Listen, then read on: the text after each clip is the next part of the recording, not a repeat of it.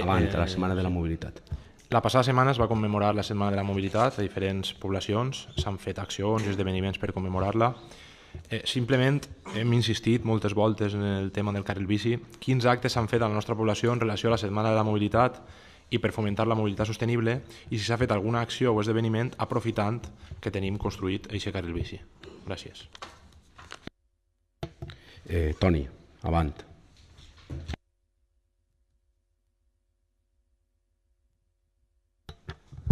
Moltes gràcies. Bona nit a totes i tots. La pregunta de l'any passat també la contestem enguany en la mateixa línia. Efectivament, no hem fet cap acte per celebrar la Setmana de la Mobilitat.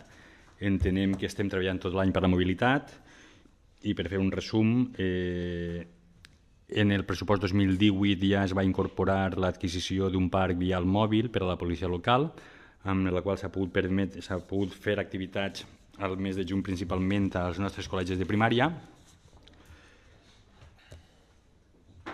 Hi ha un programa promogut des d'alguns agents de la policia local per a poder-lo repetir durant el curs actual i estem ja planificant en la regidoria d'Educació la seva planificació.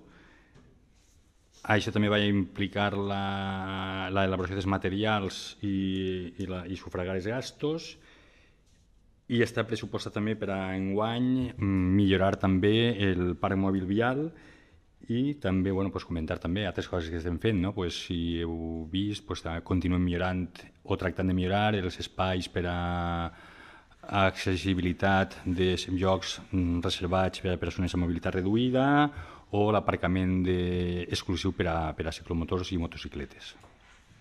Gràcies. He preguntat per mobilitat sostenible i crec que educació vial, mobilitat sostenible, no és exactament... No, he dit des del començament que no hem fet cap setmana ni cap activitat per a celebrar la Setmana de la Mobilitat. No em parlava de celebrar, sinó si s'ha fet alguna acció... No hem fet cap activitat com l'any passat. Però en tot l'any, no per a celebrar la setmana, sinó en tot l'any, per la mobilitat sostenible.